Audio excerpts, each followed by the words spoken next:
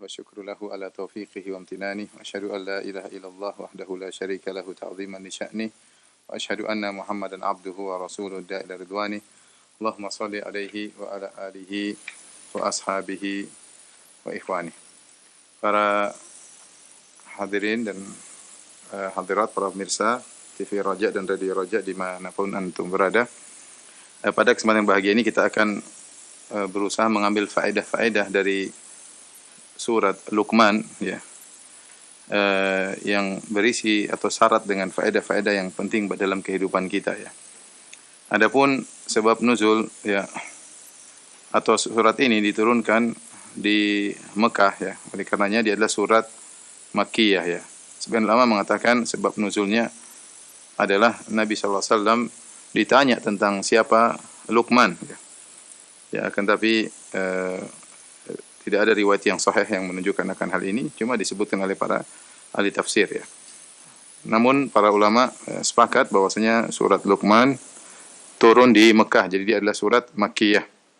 Hanya ada beberapa ayat yang diperselisihkan oleh para ulama, ya, sekitar 3 ayat atau 2 ayat atau 1 ayat yang sebagian ulama mengatakan bahwasanya ayat-ayat tersebut adalah ayat-ayat Madaniyah, yaitu turun setelah Nabi SAW berhijrah ke kota Madinah. Baik, perhatikan sini. Allah Subhanahu wa taala berfirman, Bismillahirrahmanirrahim, di awal surat, Alif Lam Mim. Alif Lam Mim ini sudah sering kita bahas, ya. Dia adalah huruf muqatta'ah, yaitu huruf yang terputus-putus sehingga tidak dibaca alam tetapi dibaca alif lam mim, sehingga tidak perlu ditafsirkan karena huruf-huruf tersebut bukan menyusun suatu kata tapi dibacanya per huruf. Lain halnya kalau dibaca dalam bentuk kata. Kalau dibaca dalam bentuk kata, maka mungkin kita bisa menafsirkan. Tetapi kalau dibaca dalam bentuk huruf, maka tidak perlu ditafsirkan, ya. Dibaca sebagai huruf, bukan sebagai kata, sebagai suku kata, sehingga tidak perlu ditafsirkan. Pendapat yang rajih demikian. Adapun hikmahnya, ya, hikmahnya adalah untuk menunjukkan bahwasanya Al-Quran ini adalah mukjizat, turun dengan bahasa kalian, dengan kata-kata kalian, dengan huruf-huruf yang kalian ucapkan, alif, ya, huruf hijaiyah, namun kalian tidak bisa mendatangkan semisal Al-Quran. Hikmahnya yaitu menunjukkan mukjizat, ya, Al-Quran.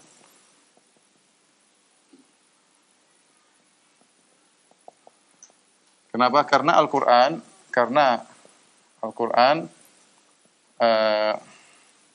turun dengan bahasa Arab, bahkan, ya, dengan huruf hijaiyah, huruf-huruf hijaiyah yang diantaranya alif lam mim, diantaranya alif, kemudian al-lam, kemudian al-mim, ya. Namun kalian orang Arab tidak bisa mendatangkan seperti Al-Quran.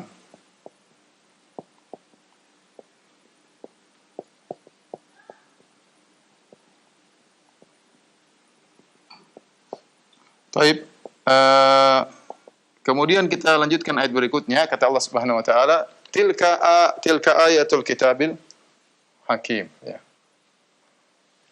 Tilka ayatul kitabil hakim. Tilka itu memberikan isyarat kepada yang jauh. Kata para ulama tafsir seperti Tarif bin Ashur, tilka isyarat lil ba'id, yaitu kata tunjuk yang jauh, ya.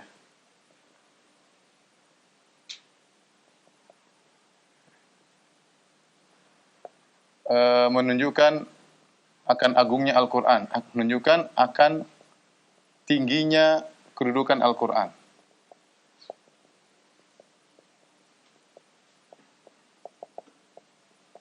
Tapi setelah itu ayatul kitabil hakim. Tilka ini isyarat kepada inilah ayat-ayat dari Al-Quran Al-Hakim. Tilka ini isyarat kepada ayat-ayat berikut ini, ayat-ayat berikut ini dalam surat Luqman. Nanti kita akan bahas siapa Luqman pada pertemuan berikutnya insyaallah. Tilka ayatul kitabil hakim. Yang ini tadi beberapa ayat ya, 30 sekian ayat kalau tidak salah. Al-kitabil hakim, Alkitab maksudnya Al-Qur'an. Al-hakim maka ada dua pendapat di kalangan para ulama. Al-hakim ada yang berkata fa'il, maknanya adalah fa'il, yaitu maksudnya al-hakim, ai dzu hikmah, yaitu yang memiliki hikmah. Kaitannya dengan pembahasan tentang surat Luqman yang dikenal dengan Luqmanul Hakim. Ya. Yang kedua, maknanya fa'il, ya, hakim itu wazannya fa'il, maknanya muf'al. Muf'al, ya, artinya zu al-ihkam. Dan ini pendapat dipilih oleh Syekh Sa'di rahimahullah taala bahwasanya Al-Qur'an itu ihkam. Ihkam itu maksudnya kokoh. Kokoh dari segi lafalnya, ya kalau bahasa kita ini apa? Kokoh ya, sudah sempurna ya. Sempurna. Banyak dari sisi lafal, lafalnya yang luar biasa, yang menakjubkan, maknanya yang dalam, ya, maknanya yang dalam. Tidak ada kebatilan sama sekali, ya. Tidak ada kebatilan. Kemudian tidak ada pertentangan, tidak ada kontradiksi. Kemudian kandungannya juga muhkam. Kandungannya ya tentang ya banyak pelajaran ya, tentang akidah, ya, akidah, hukum-hukum, adab, ya. Kemudian apa namanya? Kisah-kisah dan lain-lain. Ini maksudnya tilka ayatul kitabil hakim. Ada dua pendapat. Adapun yang pendapat pertama mengatakan al-hakim maksudnya al-hakim, yaitu al-hikmah, yang memiliki hikmah. Bahwasanya ayat-ayat dalam surat Luqman ini mengandung pelajaran-pelajaran yang banyak. Hudan wa rahmatan lil muhsinin. Hudan sebagai petunjuk. Ini i'rabnya adalah hal, dua-duanya adalah hal. Ya, i'rabnya adalah hal. Itu maksudnya apa? Sebagai petunjuk dan rahmat. Artinya barang siapa yang memperhatikan ayat-ayat ini, maka dia akan dapat petunjuk. Dia akan mendapatkan rahmat dari Allah Subhanahu wa taala. Barang siapa yang memperhatikan ayat-ayat ini, maka dia sebab untuk meraih rahmat Allah di dunia dan meraih rahmat Allah di akhirat kelak, masuk surga. Tapi siapa yang bisa mengambil Al-Qur'an surat Luqman ini sebagai petunjuk dan rahmat adalah al-muhsinin. Al-muhsinin. Siapakah al-muhsinin? Maka dua maknanya. Al-muhsinin maksudnya yang telah mencapai derajat ihsan.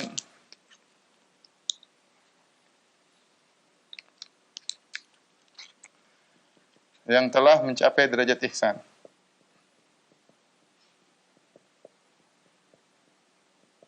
Apa derajat ihsan? Sudah sering kita bahas dalam masalah iman, yaitu anta'budallaha ka'annaka tarahu fa illam takun tarahu fa innahu yarak. Yaitu ketika kau beribadah kepada Allah seakan-akan engkau melihat Allah, melihat keagungan Allah, seakan-akan keagungan Allah hadir di hadapanmu. Fa illam takun tarahu, dan kau tidak bisa melihatnya, tentunya fa innahu yarak. Sungguhnya Allah melihat engkau. Yaitu dia beribadah kepada Allah dalam penuh muraqabah, yaitu meyakini bahwasanya Allah Maha melihat dia. Dan ini dia lakukan dalam segala ibadahnya, dalam salatnya, dalam zikirnya, dalam bermuamalah dengan keluarganya. Dia merasa Allah sedang mengawasi dia. Apa yang dia lakukan terhadap istrinya, terhadap anaknya, tatkala sedang bermuamalah, terhadap bosnya, terhadap pegawainya, terhadap pembantunya, dia tahu Allah sedang mengawasi dia. Berarti dia telah mencapai derajat ihsan. Dia bisa menghadirkan ihsan dalam setiap kegiatannya. Apalagi dalam ibadahnya, dalam salatnya, kemudian dalam zakatnya, ya. Maka dia telah mencapai derajat ihsan. Pendapat yang kedua, maksud ihsan di sini adalah orang-orang yang melakukan amal-amal saleh, yaitu orang-orang yang melakukan amal-amal saleh. Ya. Oleh karenanya, setelah itu Allah Subhanahu wa taala menyebutkan siapa orang-orang al-muhsin tersebut, ya ini orang-orang yang melakukan ya amal-amal ini. Inilah amal-amal muhsinin. Dan ini hanya sekedar contoh amal-amal yang besar, contoh amal-amal yang agung. ya. Yuqimunas salat berkaitan dengan ibadah badan. Kemudian yu'tunaz zakat, ibadah harta. Kemudian hum bil akhirati hum yuqinun, berkaitan dengan akidah, keimanan.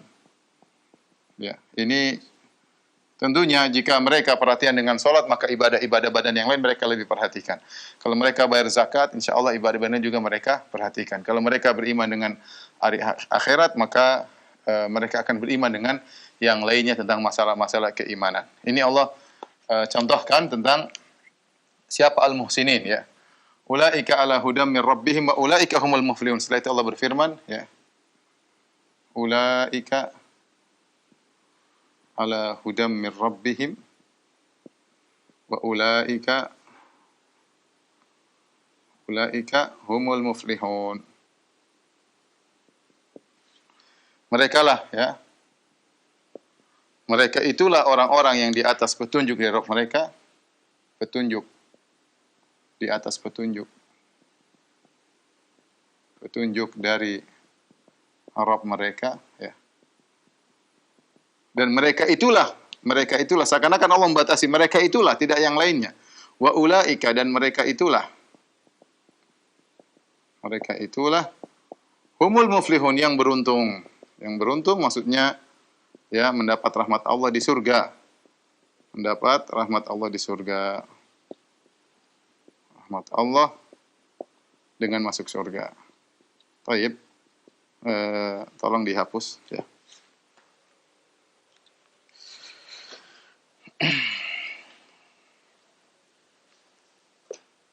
Enam, ya. Kata Allah Subhanahu wa taala, "Wa minan nasi man yashtari lahwal hadithi liyudhilla an sabilillahi bighairi ilmin wa yattakhidhaha huzwa, ulaika lahum adzabun muhin. Wa idza tutla alaihi ayatuna walla mustakbiran ka'an lam yasma'ha ka'anna fi udhunayhi waqara fabashirhu bi'adzabin alim." Allah Subhanahu wa taala, di antara manusia ada orang yang mempergunakan perkataan sia-sia untuk menyesatkan manusia dari jalan Allah tanpa ilmu dan menjadikannya olok-olokan. Mereka itu akan memperoleh adab yang menghinakan. Dan apabila dibacakan ayat-ayat kami, dia berpaling dengan menyombongkan diri seolah-olah dia belum mendengarnya. Seakan-akan ada sumbatan di kedua telinganya, maka berilah kabar gembira dia dengan adab yang pedih, ya. Kita bahas ayat yang ke-6. Kata Allah Subhanahu wa taala,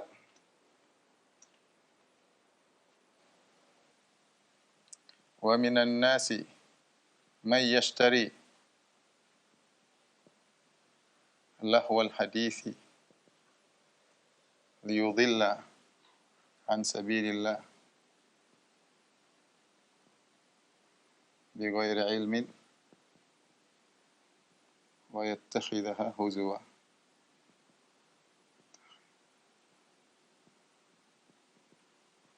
Ulaika lahum adzabun muhin.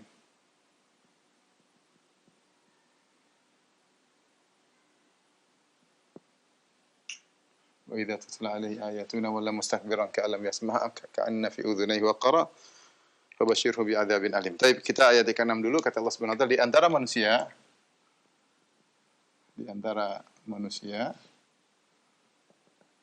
ada yang membeli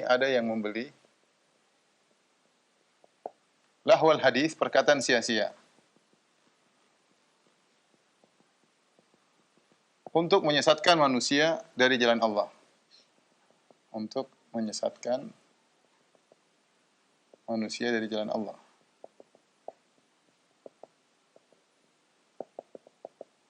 Wa yattakhidh bighairi ilmin, tanpa ilmu. Wa yattakhidha huzwa, dan menjadikannya sebagai olok-olokan.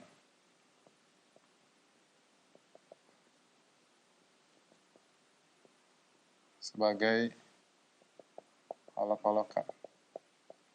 Ulaika lahum adzabun muhin, bagi mereka lah, ya,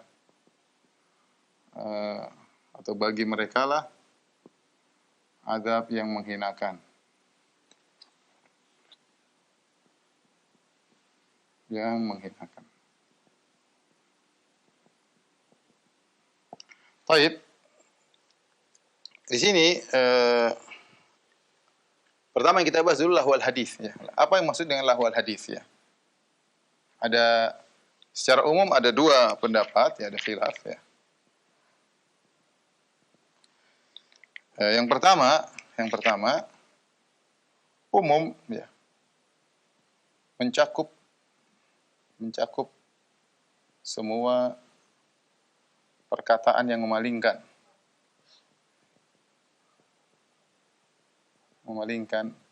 dari jalan Allah.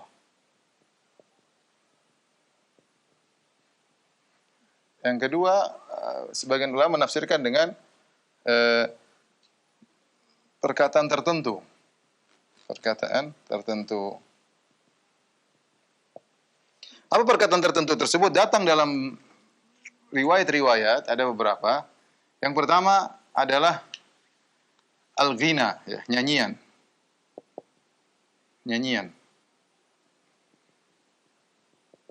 Ini pendapat mayoritas salaf ya.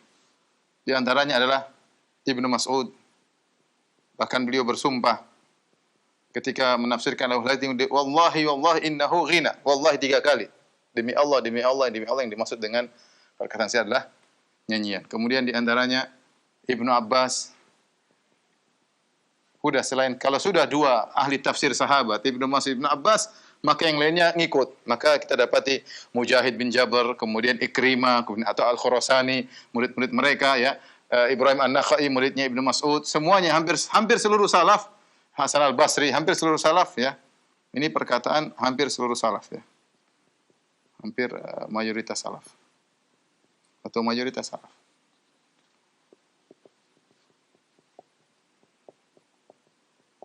Terutama sahabat Ibnu Mas'ud, Ibnu Abbas. Pendapat kedua yang menyatakan bahwasanya ini adalah syirik. Ini sebagian salaf menafsirkan dengan syirik, perkataan sia-sia yang memalingkan orang dari jalan Allah adalah kesyirikan. Yang ketiga disebutkan maknanya adalah perbuatan An-Nadhr bin Harith, salah seorang tokoh Quraisy yang dia An-Nadhr bin Harith ini membeli buku-buku, dia membeli buku-buku tentang cerita-cerita orang-orang ajam, orang-orang non-Arab. Seperti cerita tentang Romawi, tentang kaisar-kaisar, kemudian tentang raja-raja Persia. Dia beli dengan harga yang mahal, cerita tokoh-tokoh Yunani, kemudian dia bawa ke Mekah. Nanti kalau ada orang mau dengar ceramah Nabi, dia bilang, jangan, itu Muhammad paling cerita apa? Samud, Ad. Sudah, sini saya cerita banyak. Cerita saya ada tentang kaisar ini, tentang Kisra, tentang raja-raja Persia, raja-raja Romawi. Sehingga dia membeli buku-buku ini, dia buat cerita-cerita untuk memalingkan dari jalan Allah Subhanahu wa taala. Ya. Kemudian di antara tafsiran juga yang mirip dengan al-ghina adalah perbuatan sebagian orang musyrik, saya lupa siapa ya. Dia membeli, ada yang mengatakan Nadhr bin Harith, ada yang mengatakan yang lainnya, itu membeli budak-budak wanita,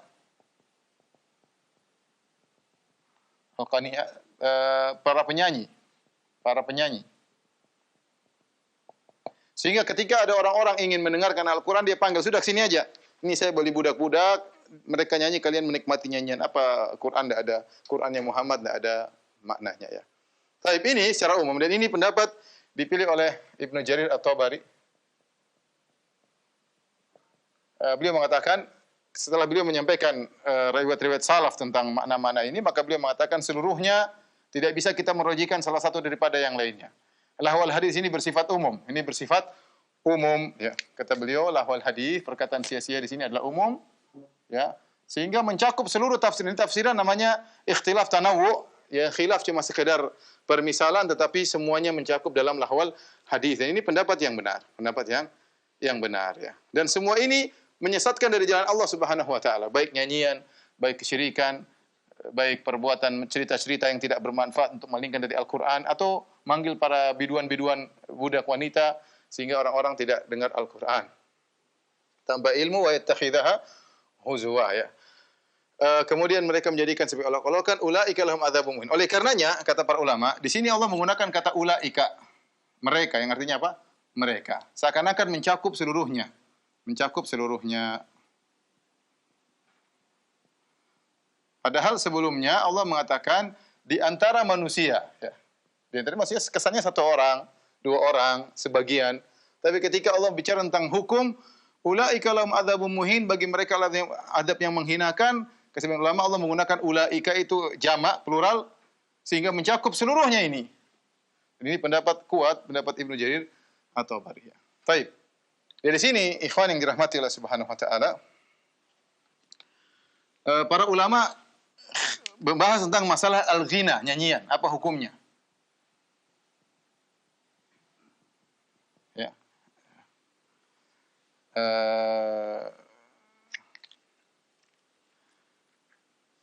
Maka para ulama membahas beda antara gina dengan, saya ingin sampaikan dalam hal ini, beda antara al-ghina, nyanyian, dengan musik ya.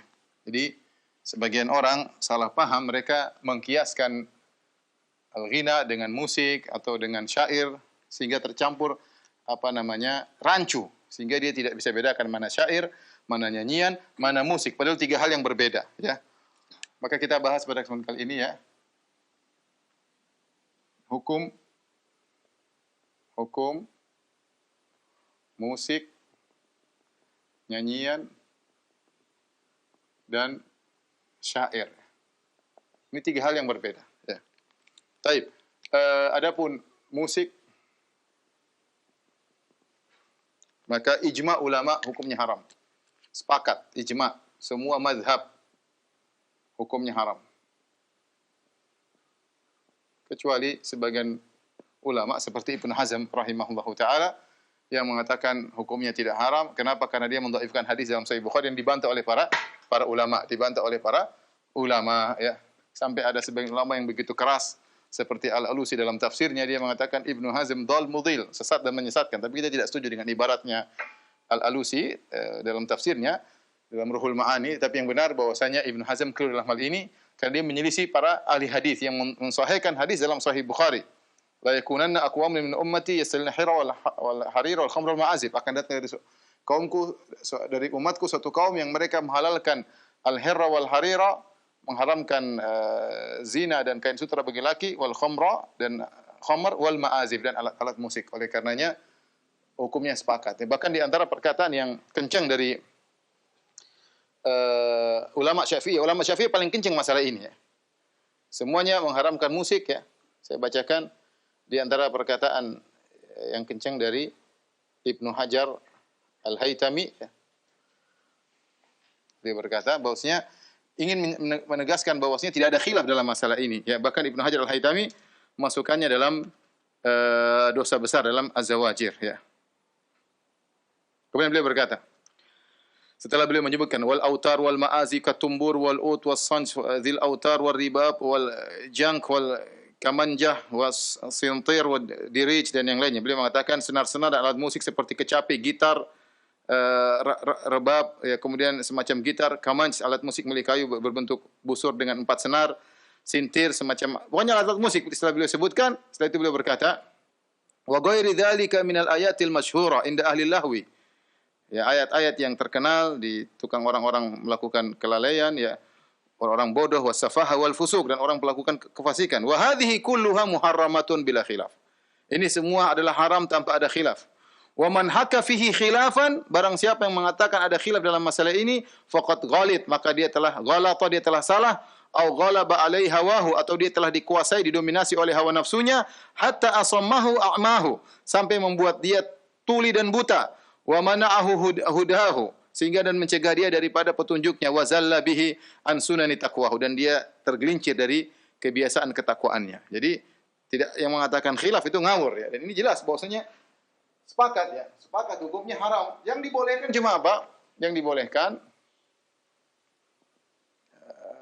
hanya duf ya, rebana, duf ya, pada acara-acara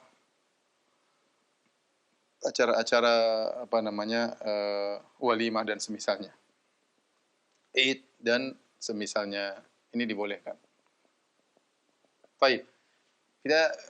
Oleh karena Imam Syafi'i juga mengatakan hukumnya haram, semuanya haram. Ini ijma. apalagi ulama Syafi'i. Makanya saya katakan, datangkan satu ulama Syafi'i yang mengatakan musik halal. Datangkan satu ulama Syafi'i. Semuanya mengharamkan. Bahkan menganggap sebagian menganggap adalah sebagai dosa besar. Ada khilaf dosa besar, dosa kecil. Tapi intinya semua ulama mengharamkan. Sampai Ibnu Hajar al-Haytami mengatakan demikian. Ulama besar mazhab Syafi'i yang mengatakan ada khilaf dalam masalah ini, sungguhnya ghalid, dia telah salah, atau ghalaba alaihi hawahu, hawa nafsunya mendominasi dia, hatta asammahu a'mahu, sampai membuat dia tuli dan membuat dia buta. Ya. Taib. Musik hukumnya haram. Ya. Kemudian yang kedua, ya, kita bicara tentang syair-syair. Syair-syair, ya. Seperti Al-Huda, ya. Kemudian Ghina'ur Rukban, ya. Ini seperti disebut oleh para ulama seperti syair-syair, ya. Kemudian lantunan, ya, para penunggang yang menaiki tunggangan, ya, para penaik tunggangan, ya, lagi safar misalnya untuk menghilangkan keletihan, ya. Kemudian Al-Huda, ya, ya untuk untuk menyemangati onta. Maka ini sepakat hukumnya boleh, kata Ibn Abdul Bar rahimahullah ta'ala, sepakat hukumnya boleh. Hukumnya boleh, ya. Sepakat hukumnya boleh. Syair, ya, hanya bukan yang kemudian ada iramanya panjang, pendek, ya, dan lainnya, ya, ini tentu beda halnya. Ya, saya bacakan lagi, ya, perkataan Ibn Abdul Bar rahimahullah ta'ala agar kita bisa jelas dalam masalah ini, ya.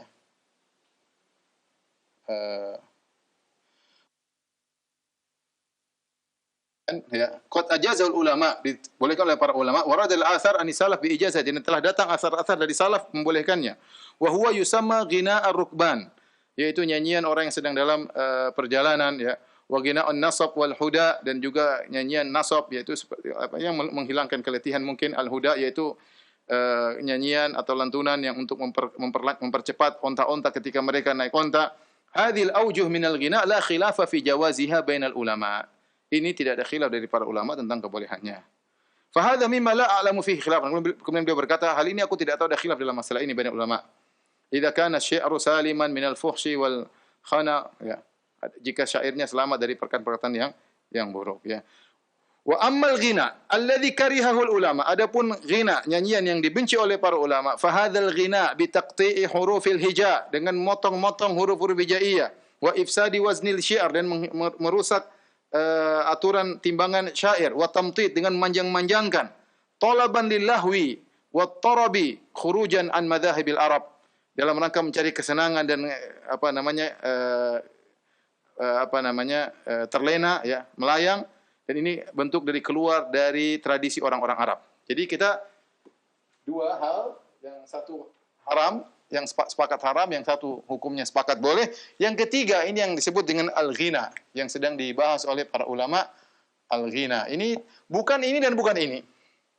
Ini ada musiknya, ini enggak ada musiknya. Tapi kalau ini tadi disebutkan oleh Ibn Abdul Bar, yaitu dengan manjang-manjang, dengan naik turun dan segalanya, maka ini ada khilaf di kalangan para ulama. Ada yang mengatakan, ya, ini antum bisa baca dalam misalnya dalam tafsir Al-Qurtubi, kemudian juga Al-Alusi juga memperinci. Al-Alusi bahkan memperinci beda antara menyanyi dengan hukum mendengar, dia perinci lagi. Tapi intinya kita bicara tentang al-ghina, nyanyian, ya. Hukumnya bagaimana? Maka ada khilaf, ya. Ada yang mengatakan haram secara mutlak.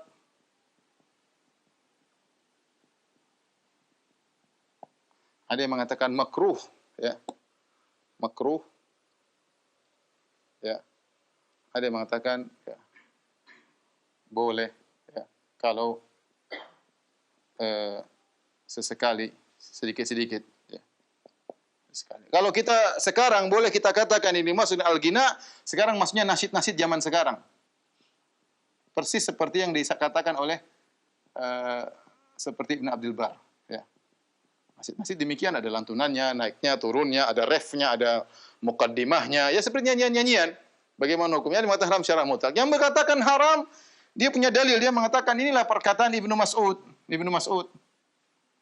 Ketika dia bilang lahwal hadis, maka Ibnu Mas'ud mengatakan wallahi innahul ghina, wallahi innahul ghina, wallahi innahul ghina. Demi Allah yang dimaksud lahwal hadis dalam surat Luqman ayat 6 adalah ghina, adalah nyanyian. Ya. Imam Syafi'i dia mengatakan makruh tidak sampai haram ya. Kalau banyak ya. Dan ini pendapat dipilih oleh Al-Qurtubi ya. Boleh kalau sesekali. Bukan sebagai profesi penyanyi. Bukan sebagai profesi ya, penyanyi. Adapun Imam Syafi'i mengatakan dan semuanya berpendapat, adapun jika profesi penyanyi, ingat ini penyanyian tanpa musik ya. Alat musik haram jelas. Fasik. Melakukan alat musik fasik. Dosa terus-terusan. Khilaf, dosa besar, dosa kecil. Tapi kalau terus-terusan ya fasik. Adapun jika profesi penyanyi ya, maka menurut Imam Syafi'i syahadahnya, persaksiannya ditolak. Ditolak. Ini juga dipilih oleh banyak ulama ya. Tapi saya bacakan perkataan Imam Syafi'i rahimahullah taala dalam kitabnya Al-Um. Ya, dalam kitabnya Al-Um ya 629. Dia berkata, "Fir rajul yughanni fayattakhidhul ghina sina'atahu." Tentang hukum seorang laki yang menyanyi dan menjadikan nyanyian sebagai pekerjaannya. Demikian juga seorang wanita, wal mar'ah. Kata beliau, la tajuzu syahadatu wahidin minhuma. Tidak boleh persaksian salah seorang dari keduanya, laki-laki dan perempuan yang profesinya sebagai penyanyi. Wa dzalika annahu minal lahwil makruh. Karena ini adalah lahu, perkataan sia-sia yang makruh. Alladzi yushbihul batil. Imam Syafi'i mengatakan hukum asalnya makruh. Dia tidak mengharamkan ghina. Ya, tapi dia mengatakan ghina itu makruh, nyanyian makruh. Ingat ya, bukan syair ya, bukan alat musik. Alat musik haram. Imam Syafi'i punya pembahasan tentang alat musik dalam tempat yang lain. Yang dia mengatakan alat musik kalau sama seperti khamar, sama seperti hukumnya haram seperti khamar, sama seperti makan daging babi, hukumnya haram. Ya. Adapun kalau ini berkaitan dengan nyanyian yang biasa, yang bukan syair-syair dan juga tidak mengandung kata-kata porno misalnya. Kalau kata porno semua sepakat haram. Mau syair porno juga haram ya, semuanya. Atau yang buat menimbulkan syahwat semuanya haram. Atau isinya kesyirikan. Ini kita bicara tentang ghina, nyanyian yang tidak berisi, yang kontennya tidak jadi masalah. Mungkin kontennya islami, mungkin. Beliau berkata, la tajuzu syahadatu wahidin minhuma, tidak boleh persaksian salah dari keduanya. Wa dzalika annahu minal lahwil makruh. Karena nyanyian merupakan dari perbuatan sia-sia yang dibenci. Alladzi yushbihul batil, yang mirip dengan kebatilan. Wa anna man sana'a hadza kana mansuban ila safah.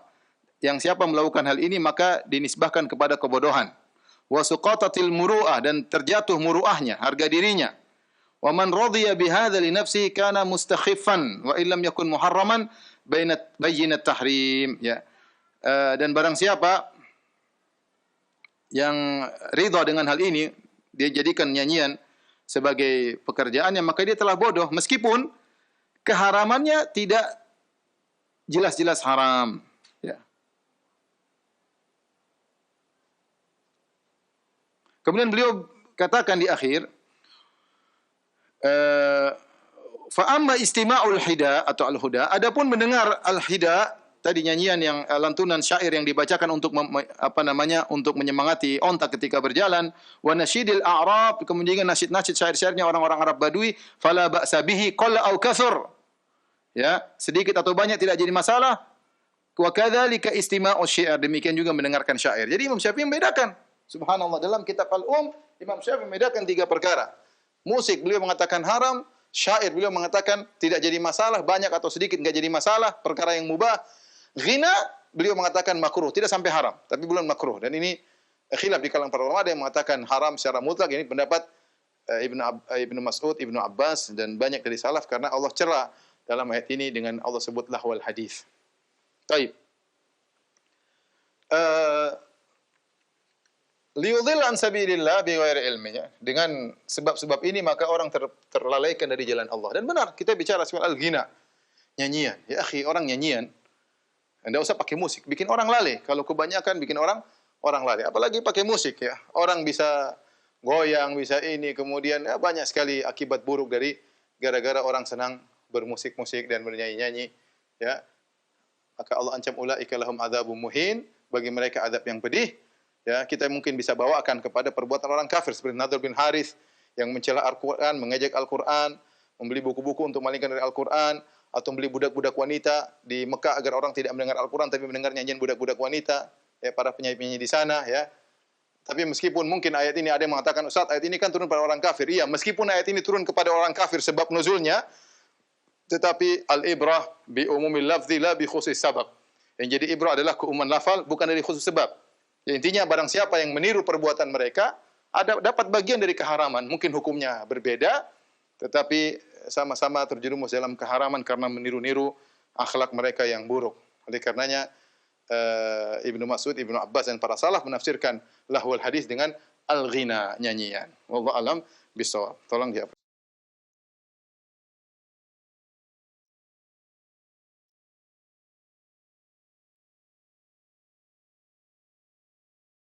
Setelah itu Allah Subhanahu wa taala berfirman ya. Kata Allah Subhanahu wa taala, "Wa idza tutla alaihi ayatuna walla mustakbiran ka'an lam yasma'ha ka'anna fi udhunayhi waqara fabashshirhu bi'adzabin alim." Dan apabila dibacakan kepadanya ayat-ayat kami, dia berpaling dengan menyombongkan diri seolah-olah dia belum mendengarnya, seakan-akan ada sumbatan di kedua telinganya. Ini ada sumbatan, dia enggak bisa mengambil hidayah daripada ayat-ayat tersebut ya. Sombong, berpaling. Walla mustakbiran, yaitu a'radha mutakabbiran. Sombong, berpaling, tidak mau dengar. Ka'alam yasma'a, seakan-akan dia tidak mendengar, padahal dia dengar. Kata Allah, fabashshirhu bi'adzabin alim ya. Ada sesuatu yang berat, dia mendengar tu enggak kuat mendengar ayat Allah Subhanahu wa taala. Ya, seperti dibuat tuli. Fabashshirhu bi'adzabin alim, yaitu berilah kabar gembira kepadanya, yaitu sekedar ejekan. Fabashshirhu, berilah kabar gembira kepadanya bi'adzabin alim, yaitu dengan azab yang menyakitkan, dengan azab yang menyakitkan.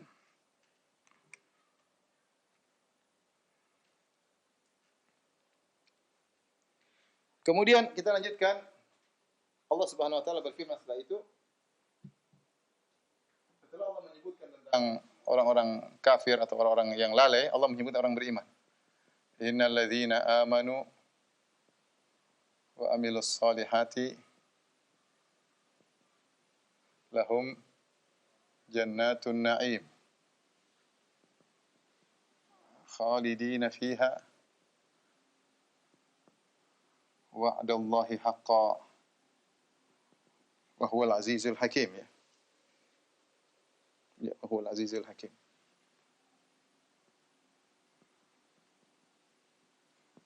Baik. Setelah Allah menyebut tentang orang-orang lalai, ya, setelah menyebutkan orang-orang lalai dan apa akibatnya di akhirat,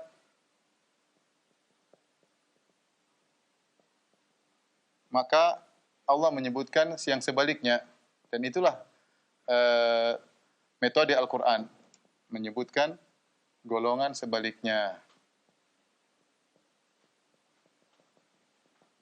yaitu orang-orang beriman. Orang-orang beriman.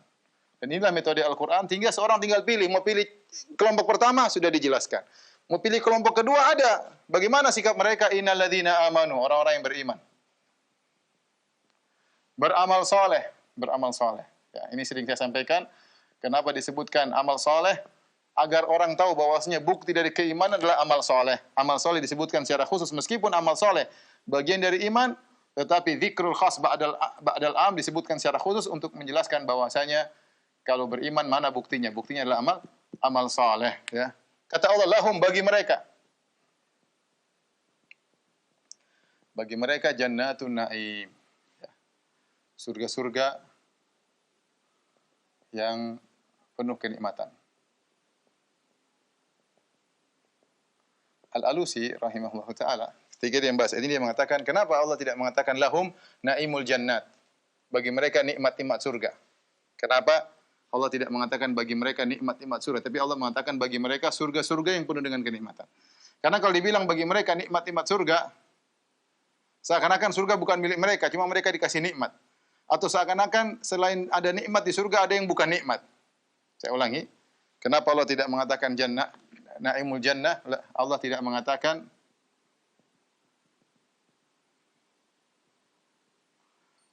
naimul jannat, ya. Kenapa tidak mengatakan demikian? Ya. Karena ya, bisa dipahami, bisa disalahpahami. Seakan-akan surga bukan milik mereka. Bukan milik mereka, hanya nikmatnya saja. Atau dipahami di surga ada hal selain nikmat. Oleh karenanya kalau kita renungkan ungkapan-ungkapan Allah luar biasa. Padahal kita tahu di surga semuanya adalah kenikmatan. Kata Allah, wa idza ra'aita thamma ra'aita na'iman. Kalau kau di surga lihat dimanapun semuanya isinya kenikmatan. Lihat ke sana, ke sini, ke samping, ke atas, ke bawah, semuanya isinya kenikmatan. Khalidina fiha, mereka kekal di dalamnya. Wa'adallahi haqqa, janji Allah pasti Allah buktikan.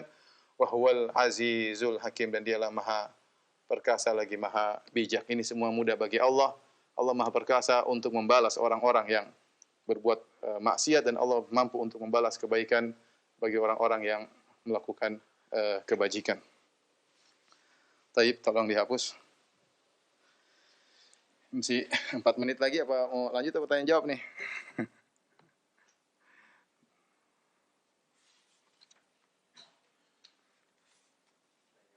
Tanya jawab ya. Oke, silakan tanya jawab, lebih bagus ya. Kita manfaatkan waktu. Saya serahkan kembali kepada ikhwan-ikhwan di studio Roja. Kalau ada yang bertanya, saya persilakan. Baik Ustaz, jazakumullahu khairan. Terima kasih atas materi yang telah disampaikan.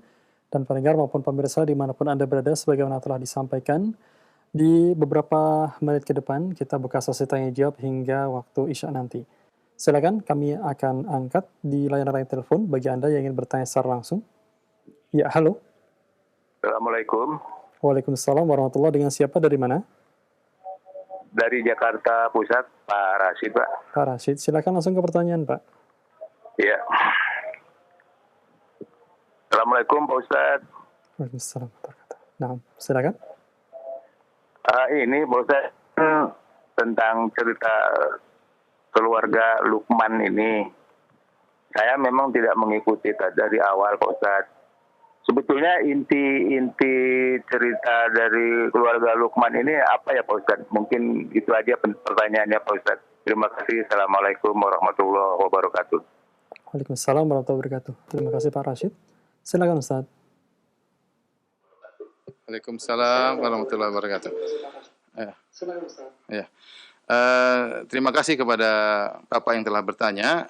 Kebetulan beliau tidak mengikuti dari awal, dan memang sejak awal kita belum cerita tentang keluarga Luqman. Jadi kita janjikan insya Allah tentang keluarga Luqman, siapa Luqman, ya, apa nasihat-nasihatnya, ya, khilaf ulama seputar Luqman Al-Hakim ini, insya Allah akan kita bahas 2 pekan lagi. Maka saya harapkan kepada Bapak yang bertanya bisa mengikuti kajian kita di pertemuan berikutnya, tafsir surah Luqman bagian kedua.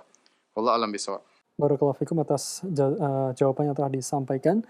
Insya Allah ta'ala kita akan menyimak dari pembahasan kajian ini di kesempatan berikutnya.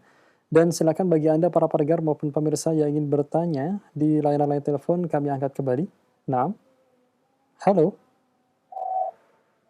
Ya, silakan. Halo, Assalamualaikum Ustaz. Waalaikumsalam warahmatullahi. Dengan siapa, dari mana Pak? Dari Bapak Jasin di Kerinci. Silakan Bapak di Kerinci. Nah. Mau tanya tentang masalah keimanan nih, Ustaz. Baik. Bagaimana seseorang yang tidak melakukan amal soleh, apakah tidak dikatakan sebagai orang yang beriman? Dan saya pernah mengalami dan menyaksikan orang tersebut mengatakan, saya ini tidak beriman, jadi tidak wajib berpuasa. Karena yang diseru untuk berpuasa itu orang yang beriman. Sedangkan orang tersebut orang Islam, Tat. Bagaimana itu konsekuensinya, Tat? Jazakallahu khairan. Assalamualaikum warahmatullahi wabarakatuh. Waalaikumsalam warahmatullahi wabarakatuh. Terima kasih Bapak. Silakan Ustaz.